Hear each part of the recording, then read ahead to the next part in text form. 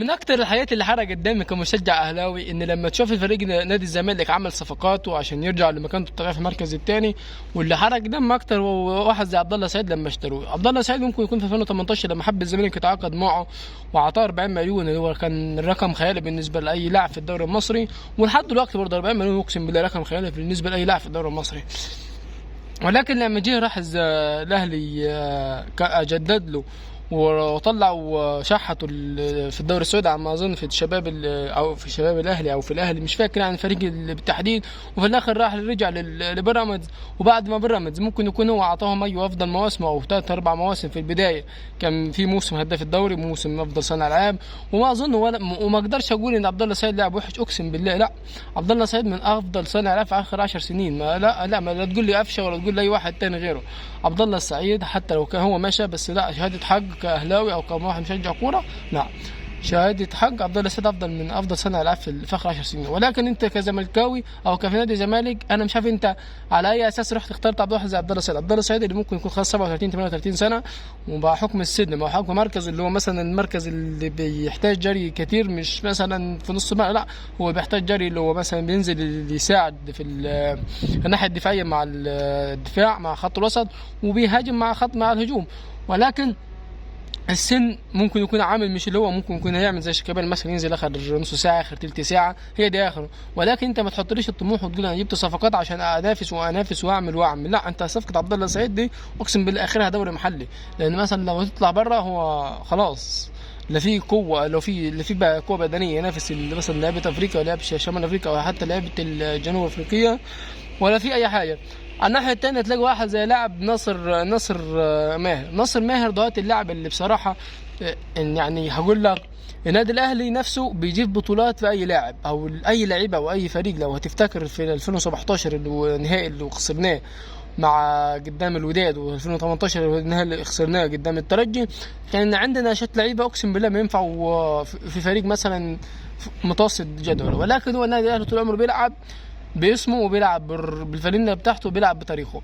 فانت اللعيبه زي ديت ما نفعتش في النادي الاهلي، حتى لما كان قاعد دكه ناصر ماهر ما نفعش، فاضطروا يمشوه. فانت لما جبت ناصر ماهر وعمك ناصر ماهر اعطاك بوجين حلوين، قال لك النادي الاهلي بيصنع عنده نجوم، انما الزمالك اساطير. ما علينا، مش هنتكلم في حته زي دياتي لان هي مش مستاهله ان ارد عليها. كفايه ان احنا عندنا واحد زي محمود الخطيب، كفايه عندنا واحد زي ابو تريكه اللي هو عم الناس، كفايه ان احنا عندنا واحد حاليا كان زمان اسمه عصام الحضري في حراسه المرمى، حاليا موجود واحد زي علي معلول، حاليا موجود واحد زي محمد الشناوي. يعني كان في عندنا اساطير، بس هي مش مستاهله ان الواحد يرد واحد زي ده. هو قال كلمتين عشان يجذب الجمهور بتاع الزمالك مش اكتر، انما هو لو هتصلوا من جوه مين ومش مين، هو ما فيش اي حد يعني عنده عقل. حتى لو تسال واحد زملكاوي ايمن يونس مثلا زملكاوي وسالته السؤال دلوقتي الاهلي عنده نجوم ولا عنده اساطير وزي او الكلمتين اللي قالوا ناصر ماهر، هيطلع عيب ناصر ماهر على طول. واي مشجع زملكاوي عنده عقل وعنده فهم وعنده اي حاجه بجنيه واحد هيقول لك لا، ناصر ماهر غلط، ناصر ماهر حب يشتري او حب يجذب بعض الجماهير الزمالكيه، ولكن ما يعرفش ان في جمهور من الزمالك محترم، جمهور من الزمالك بيعرف الكوره، جمهور بيعرف يقدر، جمهور عاقل، جمهور رزيد، ما فيش الكلام والهبل اللي عمله ناصر ماهر ده. فبالتالي لو انت حبيت تضرب عصفورين بحجر واحد، فهم انت من العصفورين اللي اتضربوا دول. ولكن لما تيجي تبص على واحد تاني زي احمد حمدي لاعب مونتريال الكندي، يعني اللاعب بصراحه يعني اللي شفناه في يوم انضم المنتخب، ولا شفناه في يوم عمل ابيض، ولا شفناه في يوم عمل اسود.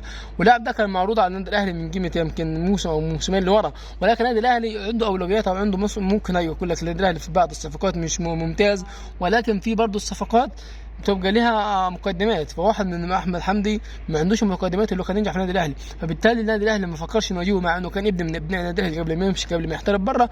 حتى لما تيجي تبص على اللاعب واحد زي مثلا خرع الله يتعب روفيتوريا كان معروض على الاهلي والاهلي كان بيفاوض، ولكن في اخر اللحظات الاهلي انسحب من الصفقه او انسحب من التعاقد معه، لانه ادينا شفناه مع المنتخب. وان في بعض الناس قالت ان جمهور النادي الاهلي ما قدرش يتعاقد معه لراتبه العالي، ولكن لما جه وشفناه في المنتخب وشفنا الاداء اللي عامل زي ما فيش داعي الكلام خرا في الملعب، اقسم بالله لو داخل حمام هيعمل احسن من اللي بيعمله ده. ولكن قدر الله ما شاء، خرجنا من البطوله بارقام قياسيه سلبيه في تاريخنا عمرنا ممكن ما هنقدر نكسرها ومحدش يقدر يكسرها تاني. وفي الاخر كلمتين بس، عبد الله السعيد هو ريح جاي يعتزل ما جيش يعمل حاجه. ناصر ماهر جاي لما لقى ان في جمهور الاهلي لقح والنادي الاهلي لقح فقالها نادي ليه شعبيه شويه وخلاص. يعني في لعيبه كتيره جايه نادي الزمالك زي مثلا في الايام الماضيه واحد زي سامسون. يعني في لعيبه كده دلوقتي ما لهاش غير ضربه بالمركوب، يعني ما ينفعش تلعب في نادي كبير وما ينفعش اساسا تلعب كوره. ولكن في جمهور بيفرح بالكلام اللي قاله ناصر ماهر، بيفرح بالكلام اللي كان بيعمله عبد الله السعيد وبالكلام ده كله. انما انت لما تيجي كجمهور عاقل واحد زي ناصر ماهر هيدينا في الملعب هيديك صفر مجهود. واحد زي عبد الله السعيد هيديك ممكن يديك اسيست 2 3 طول الموسم، هدفين من ضربتين جزاء وخلص الكلام على كده واخره. مش عشان هو تكلم منه، لا عشان عامل السن والحكم. واحد زي عشان ما تقولش كانوا مان، واحد زي ابو تريكه حسن شحاته لما حب يضمه في المنتخب 2010 وقال له انت مش هتلعب، انت هتبقى زي نظام محفز للفريق، ما رضيش، قال لا انا طالما انا مش هلعب يبقى خلاص سيب المكان للي يلعب. وده مش عيب في ابو تريكه انه خلاص، لا، ولكن العيب انه خلاص جسمه العامل البدني السن وده كله بيبقى عوامل مؤثره. فهو واحد زي عبد الله السعيد نفس الكلام، عوامل مؤثره والدنيا دي كلها هتصب مش في صالحه.